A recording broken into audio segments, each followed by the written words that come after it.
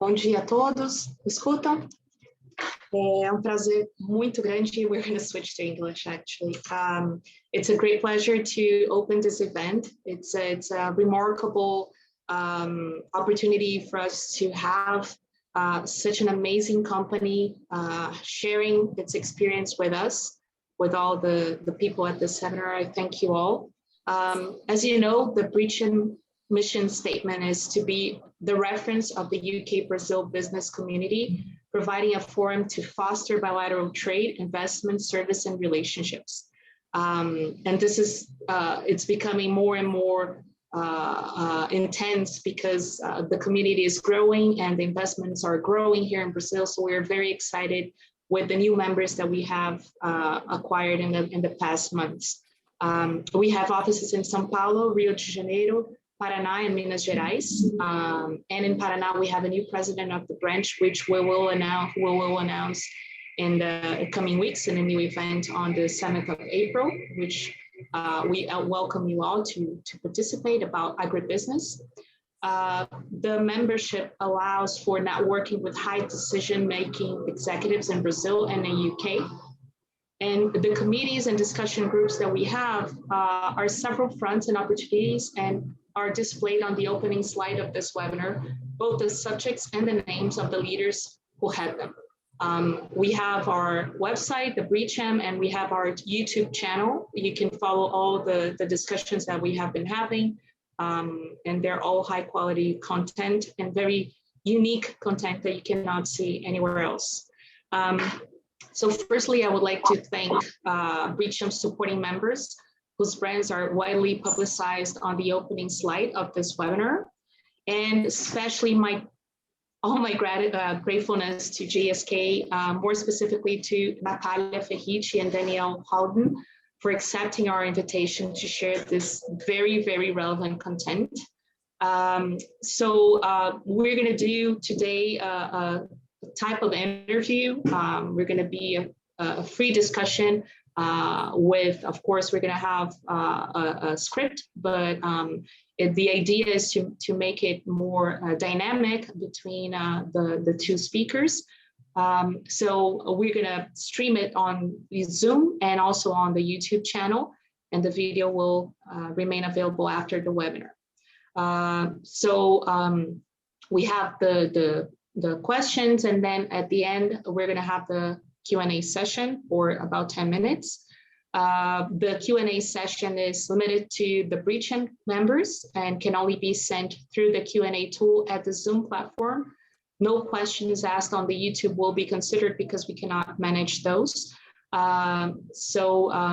Please mention the name and the company that you're representing before sending your questions for identification purposes. We're going to have a curation for the questions asked. Because of the time constraint, we need to limit for the ones that were not answered, and the ones that we didn't answer at this webinar, we're going to send by email later, okay? So it's my great pleasure to present you to Natalia Ferrite, our first presenter. She's Brazilian with a bachelor degree in law from PUC São Paulo and over 13 years experience in operational consulting and planning advisory focused on aspects of foreign trade transactions, customs, duties, and indirect taxes, big foreign pharmaceutical industry practice. And she's currently part of the GSK Trade Compliance Center of Excellence, a team that consists of regionally based experts who work in conjunction with the trade compliance services to ensure compliance across GSK. Main responsibilities include embedding the trade compliance policy globally, driving GSK trade compliance strategy, providing formal governance and oversight in business partnering for all the markets within the Americas. It's a huge responsibility. And next, we're going to have Danielle Holden, New Zealand-born trade compliance professional with experience in preferential origin, Incoterms, and other custom-related areas. She started her career as the New Zealand Customs Authority, working originally in the legal team, then moving to a policy analyst role, where she worked on negotiating and implementing free trade agreements with key strategic countries for New Zealand. This included leading the rules of origin and customs negotiation on CPTPP and RCP, covering over 25 countries. For the past 4.5 years, she has worked for GSK, leading a team of specialists in the trade compliance organization, embedding compliance and duty optimization, including free trade agreements, special regimes, and Incoterms. I would ask us to all stay here, Danielle and Natalia, so we can always come back to each other whenever someone wants to include some comments on the other's talk. So Natalia, first, as we were, I don't know if you want me to open the slide, but if you could please tell us a little bit about GSK and the scope of work. Do you want me to share the presentation now? Yes, please, Carolina. And thank you again. Thank you, Carolina, and thank you, Britcham, for the invitation. Hopefully, we'll be able to share some valuable exchange of information here. So yeah, let's start this. Okay, so these are our speakers and right, okay, there you go. Yeah, so, well, for those of you who do not know us, we're a British pharmaceutical company headquartered in London. GSK is a science-led global healthcare company with a special purpose to help people do more, feel better, and live longer. We have 3 global businesses that research, develop, and manufacture innovating pharmaceutical medicines, vaccines, and also consumer health products. Each and every one of you have probably used one of our products before. We are widely spread between these 3 different business units. As such, GSK trades with a variety of businesses and business partners around the world, and annually makes millions. Actually, I'm not sure we're talking millions, but if not, hundreds of thousands of shipments that patients and consumers rely on. Okay, it is a massive logistic operation across the whole world, dealing with all kinds of legislation and authorities. It is also an operation that has its own set of complexities. And we're seeing this with the pandemic and how to ship vaccines across the globe and the complexities that this entails. So of course, this is part of our core business and our core day-to-day job. Within such context, the Trade Compliance Organization ensures and exists to ensure that GSK complies with trade regulations and takes advantage of cost optimizing opportunity across the globe, across all of the markets where we do have a physical presence and where we do have businesses, okay?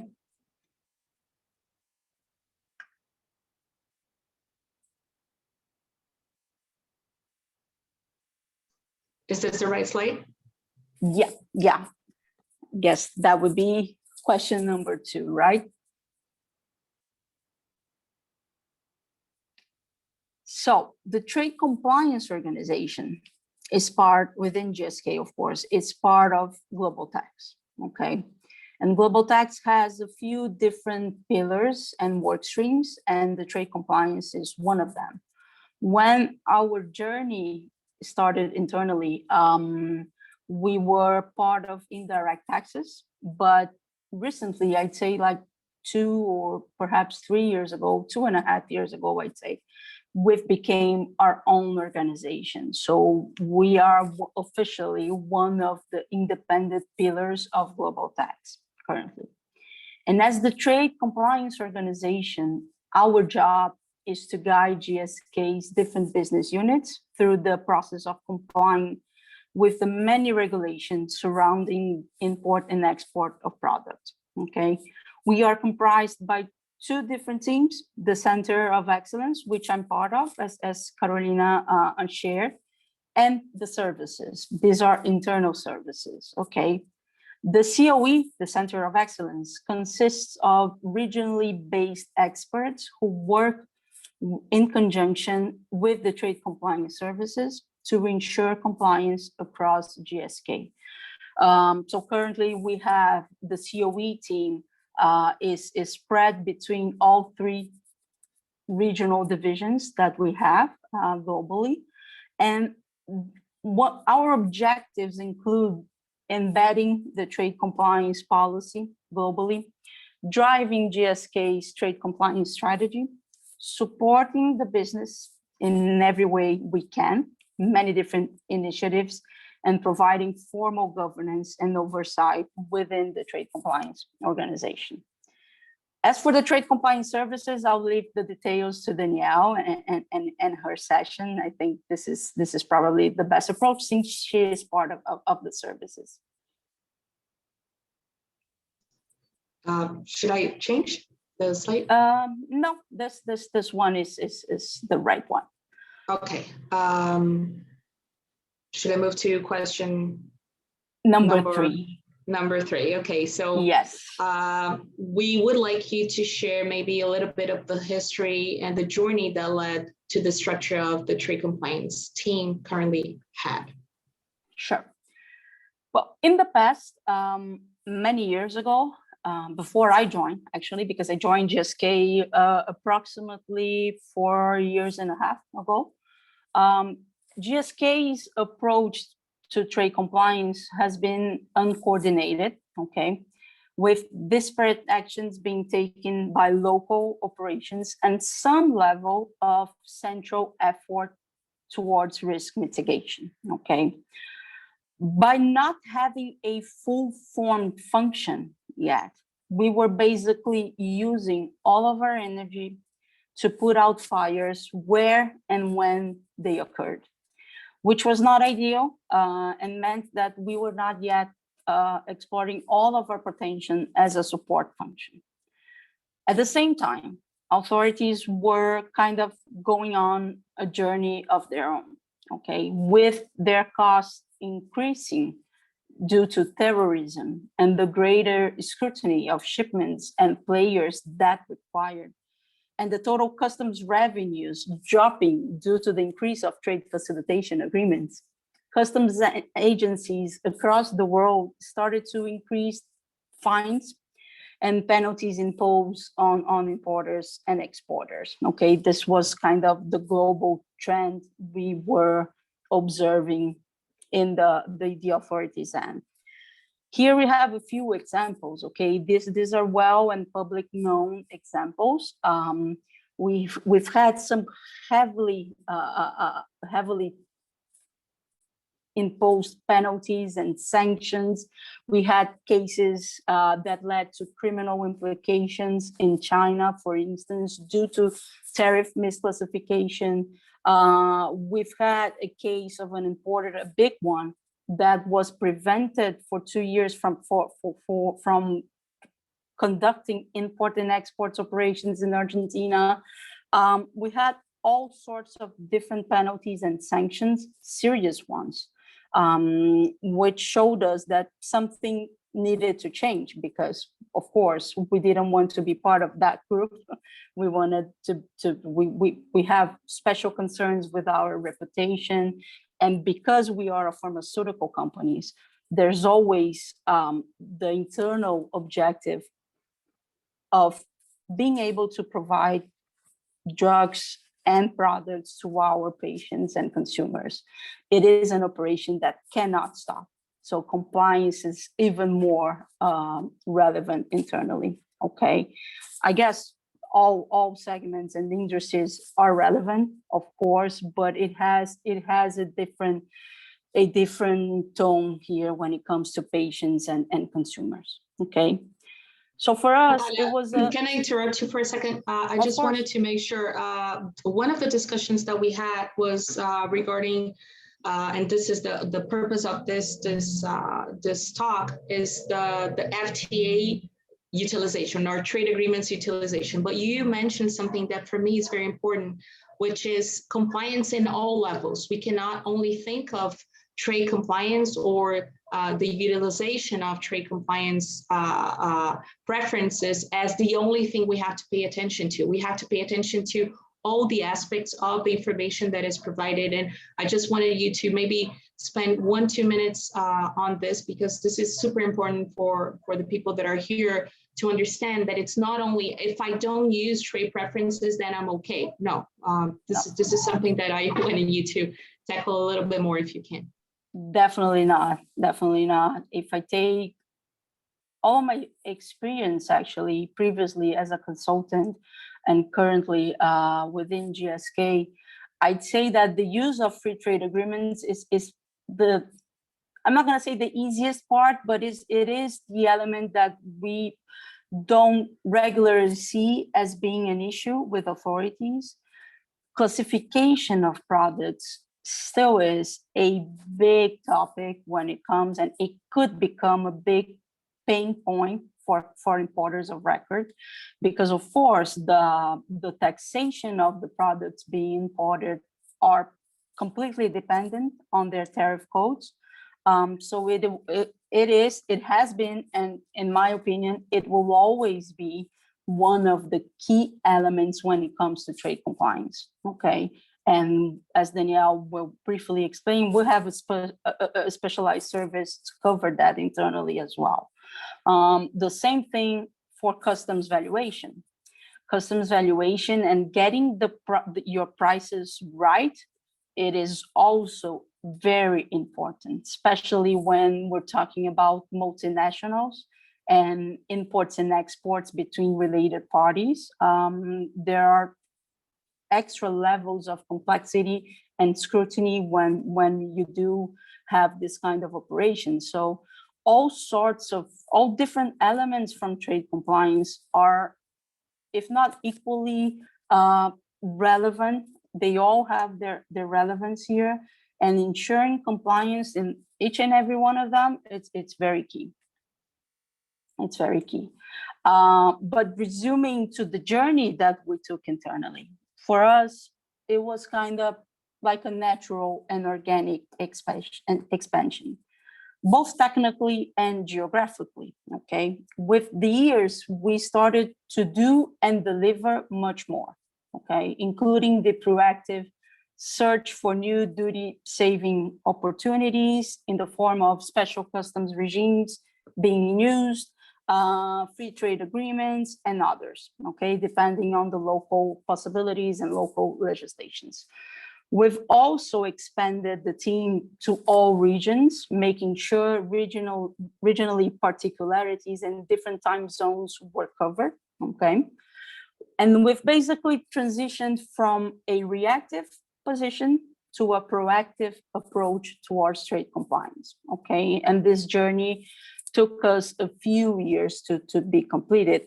Cannot even say it is completed yet, because things are always changing and we are always looking for additional opportunities. We've started as responders to audits, okay, went to risk mitigators, and transitioned to a full and highly specialized advisory function within GSK, okay?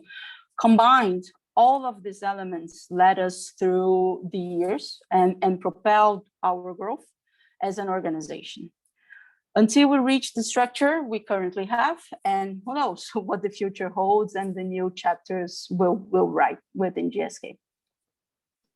Thank you so much. This is very helpful. I think that to the people at the audience, I just want you to know that among the companies that work with multiple flows of trade in the world, GSK is clearly an example to be followed on this area. And this is why they are an example that we are trying to share here, and to show the importance of this real gold mine, you know, of opportunities that you can use or you can dismiss. But this is, there's a layer of risk, and there's a layer of compliance, and there's a layer of opportunity. And then if you dig into it, as they did, I think that at the end, we're going to see that it pays off all the efforts that you're doing.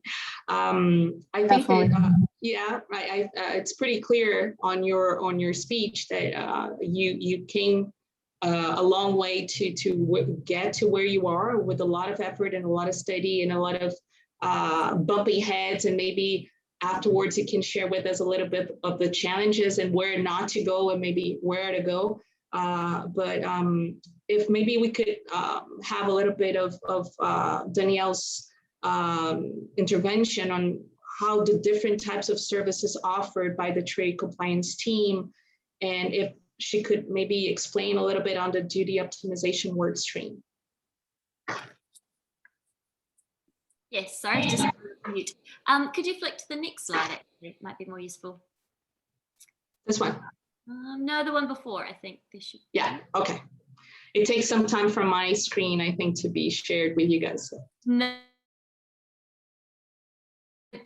We have the different pillars, as we've called them, of trade compliance. So Incoterms, preferential origin, valuation, licensing and permits, and our data team, which covers the HS code classification, country of origin, and whether there are any exports and export controls on goods. So the reason why we've done this is to kind of have that central team who provides the data for the organization to use. And we saw this as the best way to kind of mitigate the risks of every import, every import market doing something different.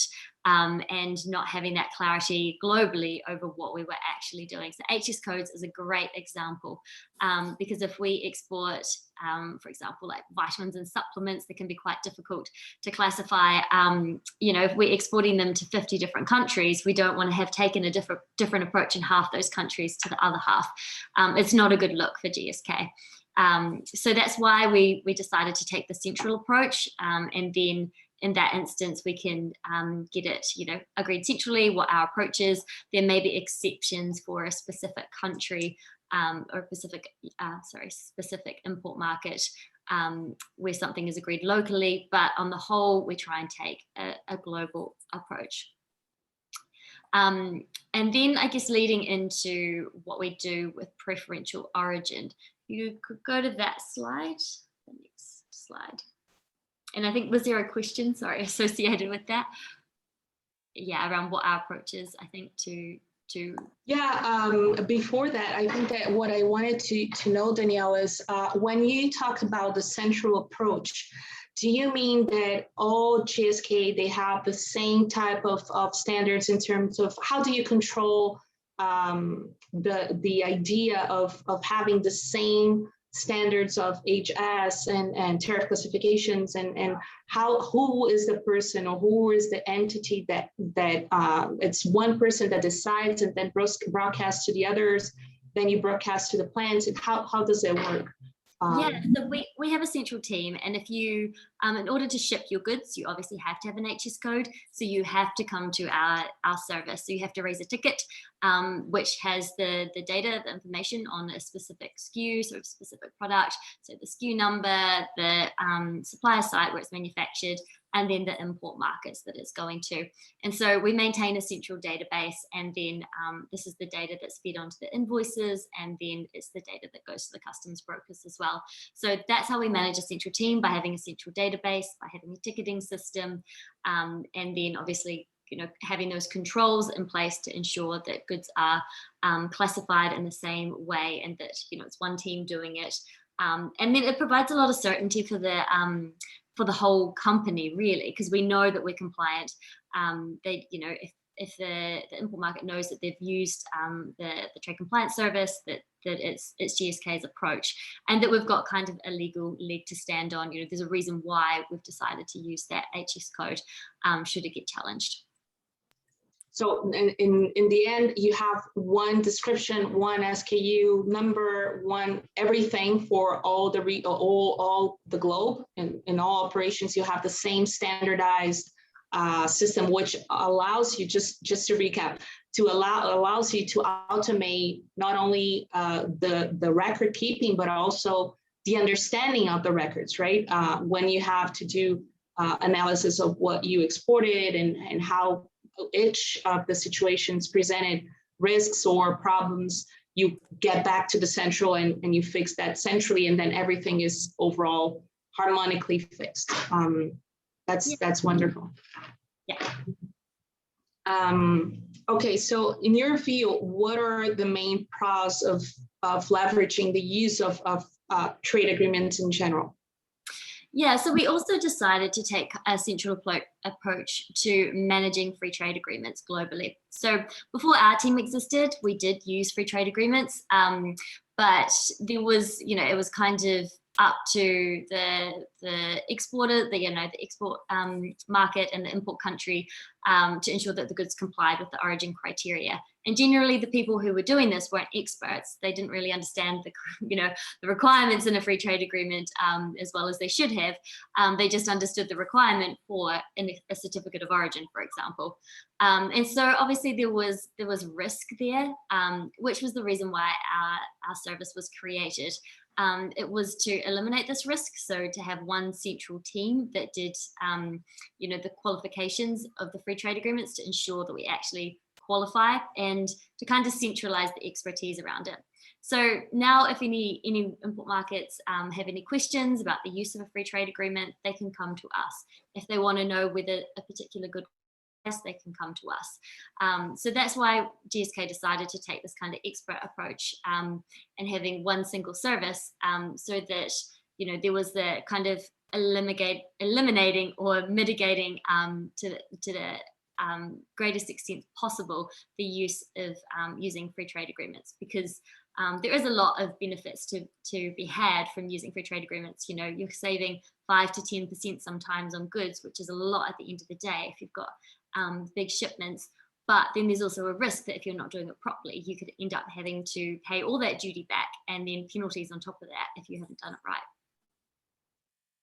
Right, and then in your belief, when you're talking about the different origins and the different types of standards that each of the trade agreements indicate, how do you mitigate this huge amount of different rules all over the world? Do you have like a system, a protocol that you follow normally?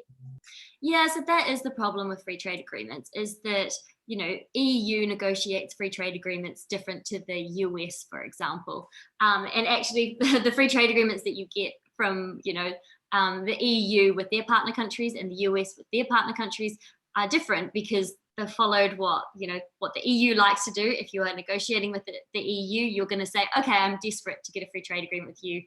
I'll follow your rules. Likewise, if you're negotiating with the US and you want a free trade agreement with them, you'll say, what do you want? Okay, great, we'll sign here. So when I came in, I'm from New Zealand. I had done a lot of work with the US free trade agreements and with Asia free trade agreements, and they were structured in one way. I came to the EU thinking, they'll be the same, and realized they were completely different. I was like, what the heck is an EUR1? What is an LTSD? So there's no surprises. If you're a global company like we are, like GSK is, and you're trying to figure out the requirements in the different free trade agreements globally, there's no surprises people are confused, or that people just put it in the too hard basket. And I think that's the problem with free trade agreements, is that people either decide it's too hard to deal with if they actually start to look in and dive into the details of how to use a free trade agreement. They might just go, oh, forget it, we'll just pay the duty. Or they don't even do that. They just go, oh, sure, we'll just use it. We'll just sign the certificate of origin, we'll get an EUR1, whatever. And then they don't understand any of the risks behind it. I'm not saying GSK was like that in the past, but it might have been a bit more of, either didn't use it because it was too hard, or didn't understand the requirements and used it without that understanding. And I feel like that's the kind of two buckets almost the majority of companies are in. And actually the way that GSK, the bucket that we're in now, which is understanding the compliance behind it and having a team, I'd say we're quite unique in that, yet this is what you really need as a company. Because there's, like I was saying, there's huge benefits to be had, especially, if you're trading between companies where there is a free trade, between countries where there is a free trade agreement in place. And if you're trading to multiple countries, there's a lot of money to be saved by using free trade agreements. But there's also the risk of, if you're not using them properly and you get caught out not using them properly, countries talk.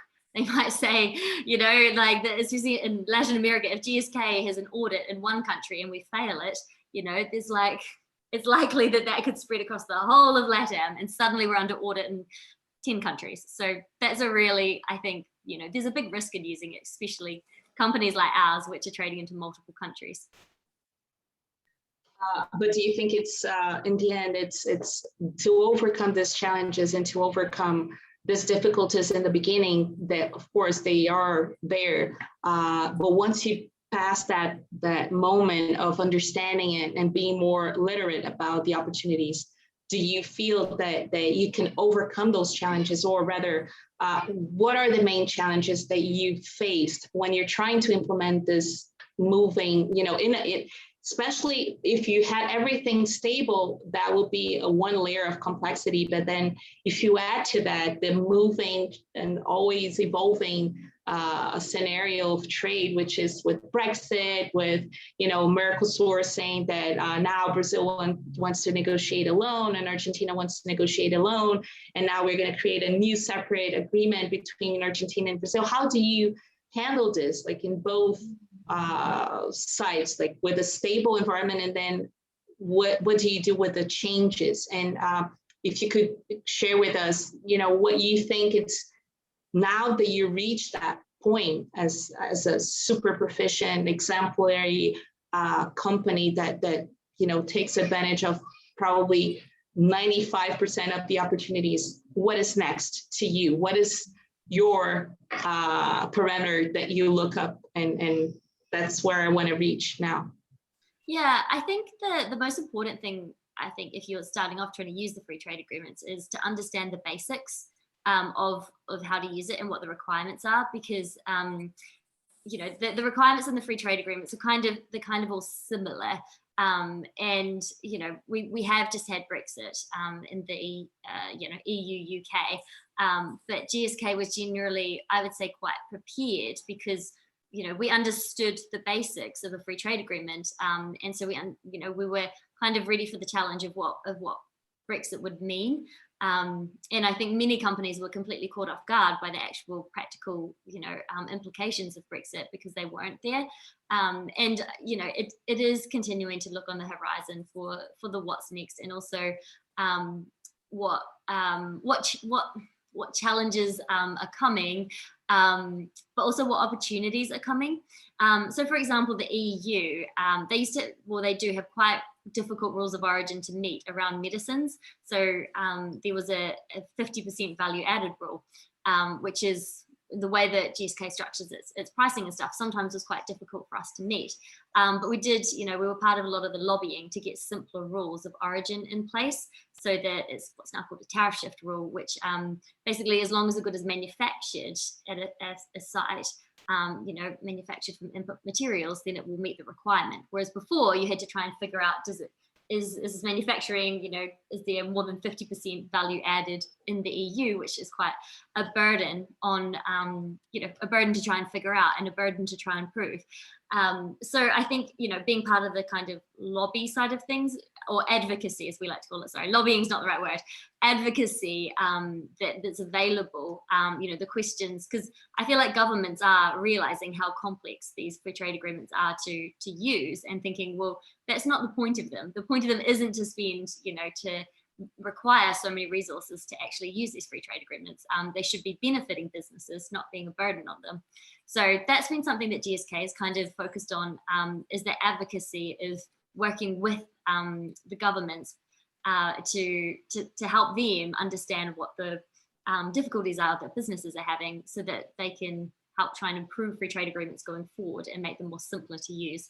So I would say that's the kind of the what's next, and yeah, really communicating with our, using our industry bodies and the opportunities to advocate with the government of the problems that we've faced. So GSK is quite involved in advocating and talking to the UK government, or using our industry bodies to say, some of the challenges we've had because of Brexit around the use of the free trade agreement, just the practical implementation issues that we have, and that because other businesses have the same challenges, kind of add to that voice.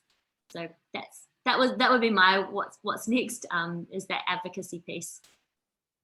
So, and just to recap, you think that it's worth not only understanding the status quo, but also following the changes and the movements, and you believe as GSK that it's important to participate in sectoral bodies, or do you think that if you didn't have those industries associations, you would be able to do that alone, or would you be able to advocate alone for this movements and this flexibilizations and this facilitation in order to use the trade agreements that you wanted? This is question number one. And then question number two would be before that. So when you're, and maybe this is a question for both Natalia and you, Danielle, changing from chaos to where you are now, what were the main challenges, or where did you face resistance in the company? Did they all wanted to at one moment change and study and understand all these complexities, or were there resistance from the people that actually operated in a completely different way with a different mindset to move to this new mindset that you are acting now?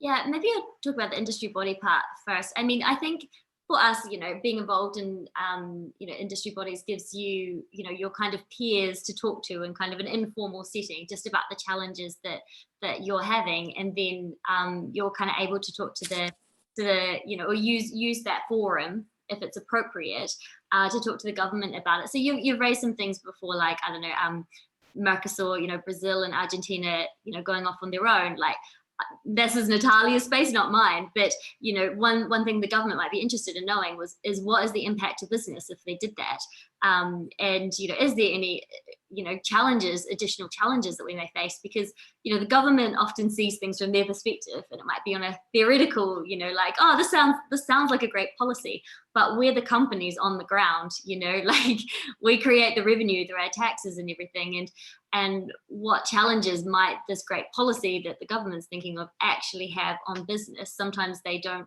the government kind of needs to see that. They might not realize there's something, that they're thinking will have an impact on our ways of working and make things more complicated, for example. So, I mean, I think, that's the kind of beauty of industry bodies, is just kind of giving more of a voice to your industry, and making sure that, that there's a forum for other businesses to talk and say, yeah, this would have an impact on us. And sometimes in a bit of an informal setting that they can then raise up to government if that's the best ways of working.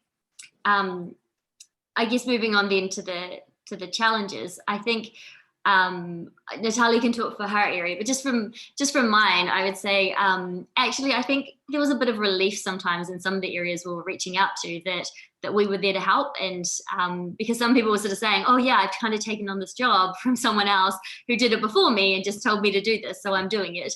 And then I'm going, do you understand why you're doing this? Do you understand the compliance that you need to do? And they're like, not really, no. So I think sometimes there's a bit of a relief when someone comes in and goes, I actually, what you're doing kind of isn't right. And someone goes, oops, I didn't know that wasn't right. And then you can actually help them and say, look, I can do, my team's here to help and make sure that, anything you sign on behalf of us is correct and right. And, we've really been able to drive some positive changes and make sure that we are now, we know that we're compliant. We know that anything that goes out is right. So, yeah. Yeah, if I may add to that, change, I'd say it's always followed by some level of resistance. But we have so many different markets, and we have operations in many different countries, and of course they differ, right? You cannot compare the size of the Brazilian market with the size of I don't know, Jamaica, for instance.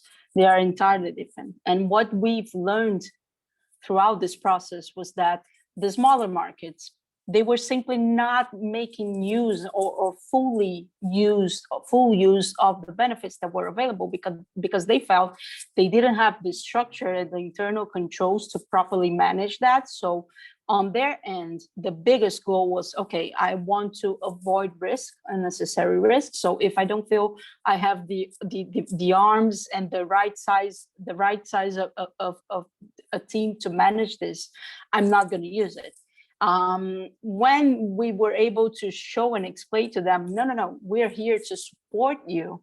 We are not internal auditors. We are not simply trying to point out where you were making the wrong calls and decisions. We're here to support your business, and you were here to facilitate the use of everything that is available out there and mitigate risk. Then it was a whole different conversation. So markets, they went through different journeys as well, not only in LATAM, but across the globe. What we've learned as well was that the biggest ones were, they already have some kind of process to cover this, mainly with the use of external advisors, for instance, or the operation in itself justified the funding for these different types of projects. So even for those markets, what they've learned was that by having a central team and by having a central approach, this was cheaper, this was better managed, and there was a harmonization across all of the markets and all of the jurisdictions where we do have operations on. So I think it was a win-win situation for everyone, actually. So you think that then you would have in the beginning an external consultant and an internal team, and they would both handle all matters relating to duty optimization. So preferential, non-preferential, all other regimes, everything is under the same roof, which is good because then you scale the opportunities because you understand one and the other, and you layer what is the most advantageous moves to make in each of the situation. Is that correct?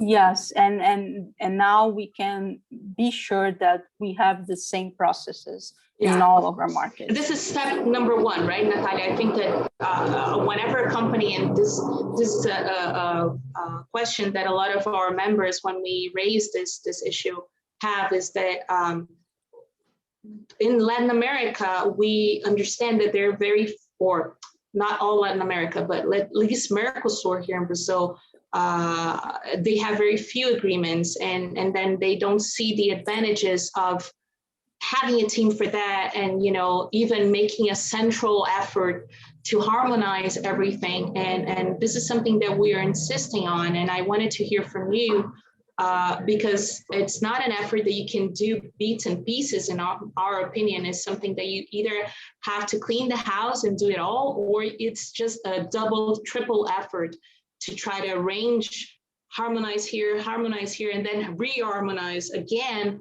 to do it globally. So under your experience, how did GSK decided to go to that path of being global, even though maybe Mercosur doesn't have that many trade agreements? And do we have anything that would allow for trade preferences anyway, like other instruments like TACI, drawback, all these guys are under the same bucket, under your responsibility, right?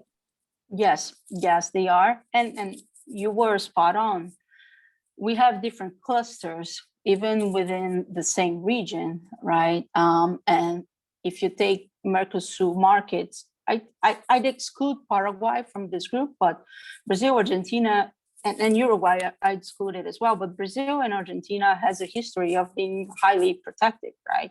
The very fact that if you take these markets, import duties towards pharmaceutical products, they are high, and they are higher from what we see across the globe. Mainly, if you take the US, for instance, they are pretty much zero. So they are zero-rated products. Here, they're not. The general rule is 8%. We have products that could vary from 2 to 15%. If you consider consumer health products, they are even higher. So they are highly protective. But even so, and you're right, there are not that many free trade agreements for Mercosur markets. But if you take Mercosur on its own, then it is a relevant facilitation and relevant benefits that we're talking about. If you do have the possibility and you do have a manufacturing site in either Brazil or Argentina, you will most definitely benefit from using Mercosur as a free trade agreement, and you must be able to do it right. But even when we're not talking about free trade agreements, there are other instruments, and Mercosur has its own set of local and regional instruments to reduce duties. So you need to see this holistically. And you must be sure that you are exporting everything that it is available for use.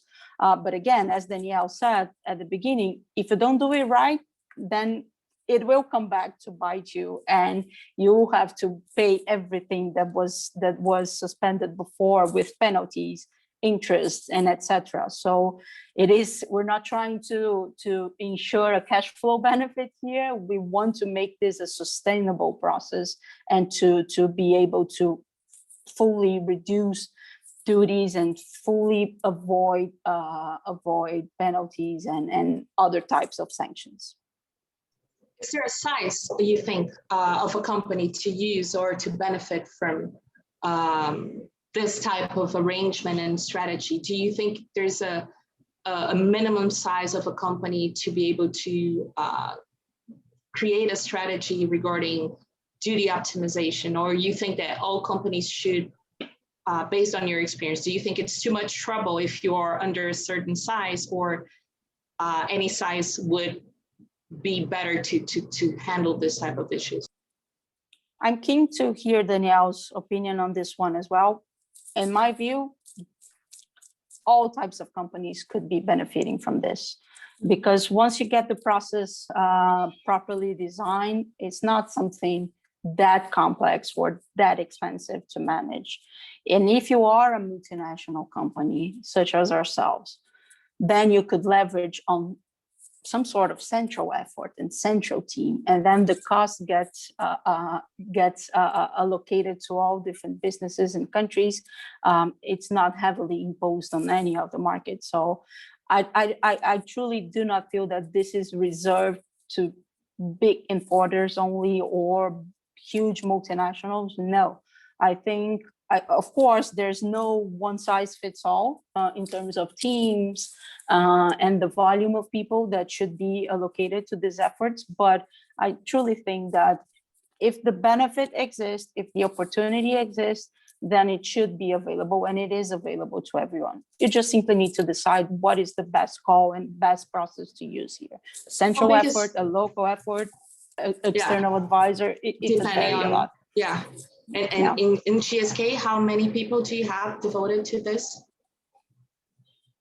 I'm not even sure. We have a few. I'm not even sure how many of us we have currently. But yeah, as I said, we have a big team centrally in the UK, and we have other smaller clusters across the different regions. We have some hubs across the globe. I'm not sure how many of us we are currently. Okay. Yeah, we've been expanding, and I'm not sure where we are now, but yeah, it's not a huge team. We're definitely not talking about hundreds of people. No. It's like a medium-sized team being able to manage the whole thing. Danielle, any views? Yeah, Danielle, please. Yeah, I think the team trade compliance. So I think just managing the preferential origin and the data side of things, duty optimization between us, I think there's about 15 people. But we have a big sanctions and screening team as well. We've got valuation, and then we have kind of also, we're quite lucky to have a service excellence team who helps with like the like dashboards, databases, project management, that side of things. So yeah, and just going back to your question about, you know, whether you should only invest in this if you're a big company or not, you know, I would say any company.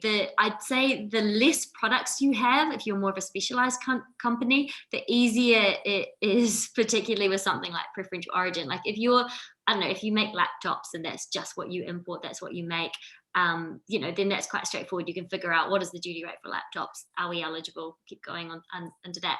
If you're importing a whole bunch of different food items, you know, like 100, 200, whatever, you know, it may be really, really difficult. And, you know, you're much better probably off using an external advisor or, you know, having a specialized team, because yeah, the more products you have and the variations on those, the more complicated I would say it is to manage. And that was one of the things with GSK. As you've seen, our portfolio is huge, from vaccines to medicines. And now we've just, we brought out Pfizer's consumer goods, which included a whole bunch of more, vitamins and minerals and tablets and stuff, which are really quite complicated to classify. And I did see under the question, someone said 1 SKU description, well done, which made me laugh because, yeah, we tend to have difficulties getting 1 SKU description, definitely. I think that everybody that is in this area know the challenges and the bottlenecks that they would have to face. But overall, from what I hear from you, it's worth it, totally worth it to dedicate an effort. Maybe within 2-3 years, you would have something sorted out in a way that you can benefit. It's a really steep learning curve, but then once you're there, I think that you're in a really better world and using all these instruments. And maybe we can go to the questions. I know that we all have a lot of inquiries, but I wanted to maybe just go back there and see if we can cover some of the questions. Let me just go back there. So in your opinion, first, what does Mercosur lack to create a quality FTA? Is this advance possible in the short term? This is question number 1 from Jacqueline Scotton, and then from Sarabi Gold. And the second question she poses is, in your opinion, is there a specific sector that stands out in terms of resistance to trade compliance in Brazil? That's a good question. Starting by the last one, I don't think I could say that. No. I think all segments are generally trying to ensure. No one wants to waste money in penalties, right? No one wants to invite authorities to come in and perform full audits on all of their processes. No company wants to have their shipments hold up at customs. So I don't feel there are industries that are more resistant towards trade compliance. I feel that they are all generally interested in getting this right.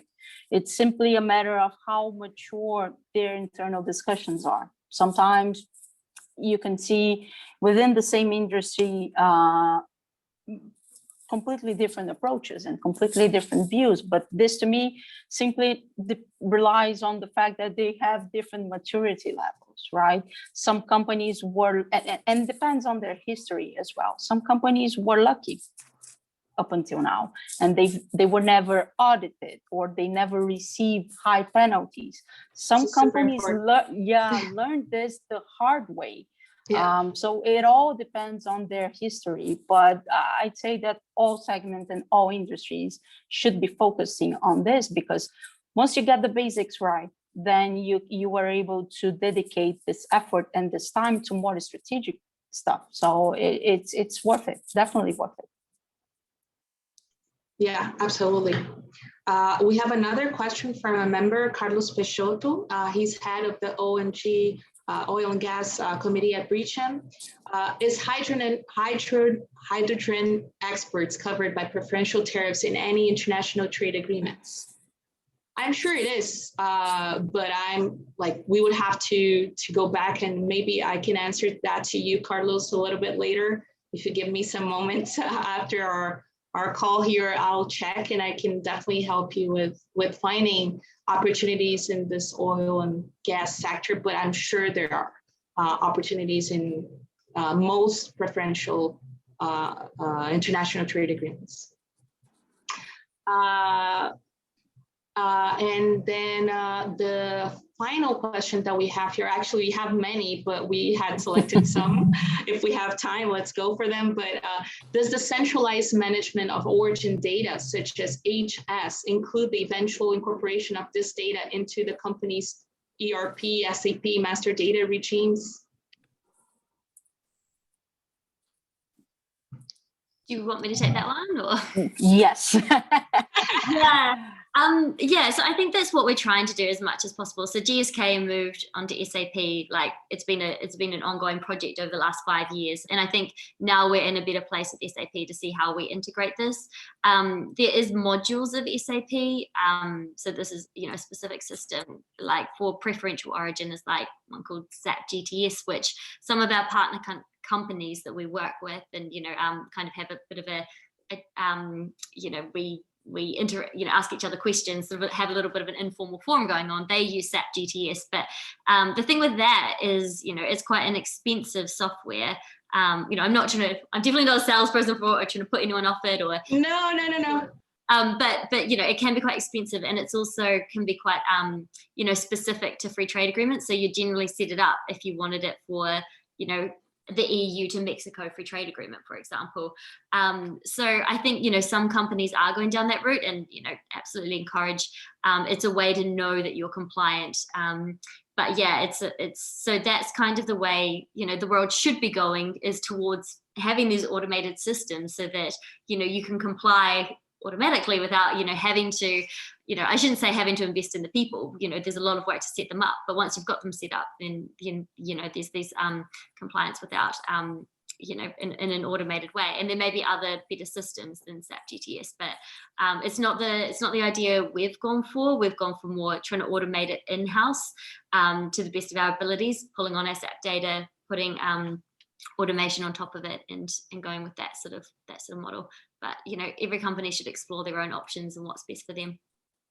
Yeah, there are a few tools in the market, right, to help out, but I think that not many are completely like for all stages. This is something that eventually, hopefully, in the near future, we'll have in the market. From our researches, there's one that offers one bit of the module and then the other, and then all glimpsed together, and they are quite expensive in total. So I think that we are almost over in terms of our time, but I wanted maybe if you could give us, a little bit of like a final summary of your impressions and the conclusions to the people that are here. It's actually the first time that I saw the audience going up and up along the seminar, which is quite good. So I think that we are talking about something that is really relevant, and I think that companies are calling to each other, did you check it out? So maybe you could summarize the people that weren't here, the final message in each of your sites, from London and from Brazil, Latin America. What are the main advices that you give to companies that are watching us in terms of the movement from, let's say, chaos to gold mine, or from having information and now using the information to their benefit? Yeah, and if I may go first, my closing remark here would say it is worth it. There's real value in doing that. We need to consider the moment we are, right? Technology keeps getting better and better. Authorities' technology as well.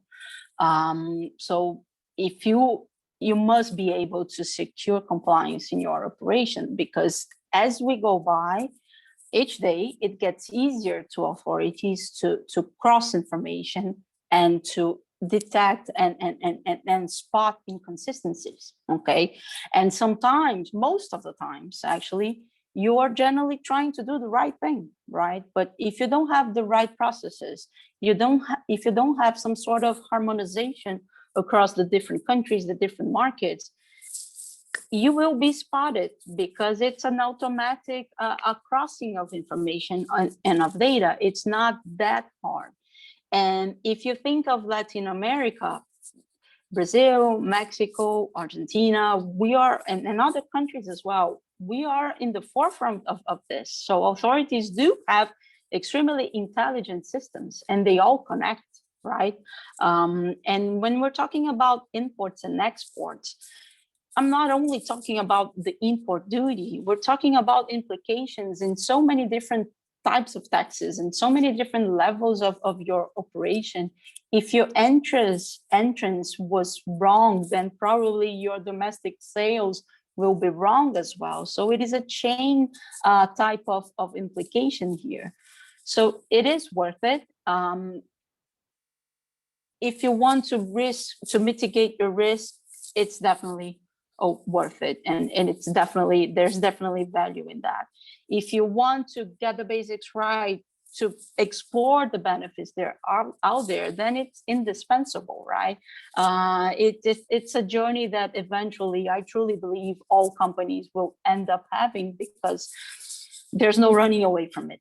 Fortunately, there's no running away from it.